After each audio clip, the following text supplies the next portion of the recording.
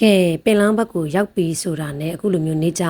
ပန်းရိုင်းတွေကိုမြင်ရမယ်အရန်လှတယ်ဗီဒီယိုလေးတွေကတော့ဖြတ်လိုက်တဲ့ထဲပါသွားလို့ဓာတ်ပုံလေးတွေပဲသိခံပြီးတော့ကြည့်ပေးကြနော်နေကြပန်းရိုင်းတွေကနေရာတိုင်းမှာတွေ့ရမယ်ပြီးရင်အဲ့ဒီပန်းခင်းကလမ်းမဘေးမှာပဲရှိတာဆိုတော့ကျမတို့ဓာတ်ပုံလေးဆင်းရိုက်တယ်အဲ့ဒါပြီးတာနဲ့မျော်လင့်ချင်းတောင်ကုန်းကိုသွားတယ်မျော်လင့်ချင်းတောင်ကုန်းကကျတော့မိုးရင်းဘက်မှာပို့လှတယ်လို့ပြောတယ်ပန်းမင်လေးတွေနဲ့ပေါ့နော်ရွာတွေမှာစိုက်တဲ့ပန်းမင်လေးတွေနဲ့ဆိုပို့လှတယ်တဲ့ကျမတို့သွားတာတော့ဆောင်းတွင်းဘက်ဆိုတော့သူကဘာမှမရှိဘူးပေါ့ကွယ်ပတ်ဝန်းကျင်မှာတော့လေ6သွေးတဲ့ဒီတစ်ပင်ကြီးကိုပဲမြင်ရမယ်ဒါပေမဲ့အရန်ကိုအဆွေးတက်ကန်ရှိတဲ့သူတွေဆိုရင်မသွားနဲ့ပေါ့ငုံမိမှာဆိုလို့ကဲအဲ့ရအပြန်ကျမတို့လက်ဖက်ခင်းနဲ့ရောက်ပြီပေါ့နော်ဒီကြေးရွာရဲ့လက်ဖက်ခင်းနဲ့ရောက်သွားပါတယ်လက်ဖက်ခူးနေကြလက်ဖက်ခူးနေကြဟုတ်တယ်ဟုတ်တောင်သားလားတစ်ဖက်ကိုဒီလိုလေးခူးတာနော်မလေးရပြရတော့တမျိုးရန်ကုန်ကအဝေးတယ်လက်ဖက်ပင်မော့ဟုတ်တယ်လက်ဖက်ပင်မမြင်ဘူးပေါ့မမြင်ဘူးခုမှမြင်ဘူးလားအဖွားလဲခုအမှန်တော့လေ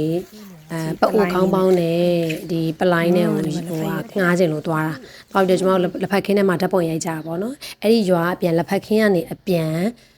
ဘယ်ဝင်လဲဆိုတော့အဲ့ဒီရွာရဲ့ပြန်အထွက်ပေါ့အထွက်လမ်းရွာရဲ့အထွက်လမ်းမှာသူကကြတော့လေအဝင်ကျွန်တော်တို့တစ်ဖက်ကနေဝင်လိုက်တယ်နောက်တစ်ဖက်ကနေပြန်ထွက်တယ်ပေါ့အဲ့လိုထွက်တာပေါ့နော်အဲ့ဒီအထွက်လမ်းမှာကြတော့ဒီလိုဂူကြီးရှိတယ်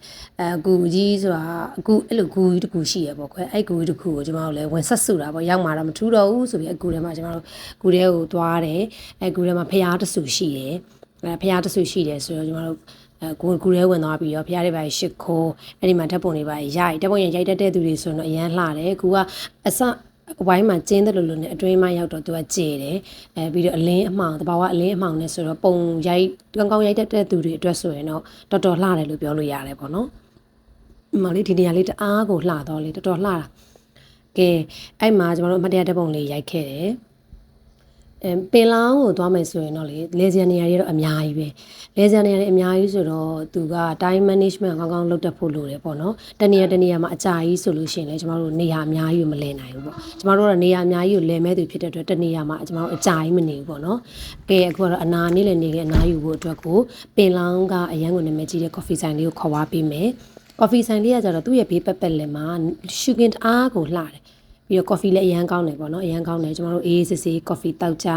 တ်ပုံရိုက်ကြတယ်ပြီးတော့ဒီ coffee ဆိုင်လေးအနောက်ဘက်မှာဆိုလို့ရှိရင်လည်းခြံအကျယ်ကြီးရှိတယ်ကွယ်အဲဒီခြံအကျယ်ကြီးမှာလည်းဆင်းပြီးတော့အလားဓာတ်ပုံတွေပါတယ်ရိုက်လို့ရတယ်ကဲအဲ့ဒါပြီးတော့ဘယ်သွားမလဲဆိုတော့ AD ခြံပင်လောင်းသွားရင် AD ခြံကိုလည်းခြံထားခဲ့လို့မရဘူးဘာလို့လဲဆိုတော့ဒီပန်းကင်းတွေကလူတွေစိုက်ထားတာဆိုပေမဲ့ဒီသူ့ရဲ့ AD ခြံကလည်းလူတွေတဘာဝမဟုတ်ဘူးပေါ့နော်လူတွေကဖန်တီးထားတာဆိုပေမဲ့တဘာဝနဲ့တော်တော်နီးစပ်တယ်ပြီးရင်အဲ့ဒီ AD ခြံထဲမှာရှိတဲ့ပန်းကင်းတွေကနေမှဘေးပတ်ဝန်းကျင်မှာရှိတဲ့တဘာဝတောတောင်တွေကိုကြည့်ရတဲ့အရာသာဘာနဲ့မှမလဲနိုင်ဘူးပေါ့နော်ကဲဒီနေ့ကတော့တော်တော်လဲတာများသွားပြီပင်လောင်းမျိုးရဲ့အလှကိုလွယ်မောင်တောင်ပေါ့နော်တော်တော်မြင့်တယ်အဲ့ဒီလွယ်မောင်တောင်ပေါ်ကနေကျမတို့ကြည့်ပါမယ်နောက်ဗီဒီယိုလေးမှာဆက်လက်ပြီးတော့အားပေးဖို့မျှော်လင့်ပါတယ်ရှင်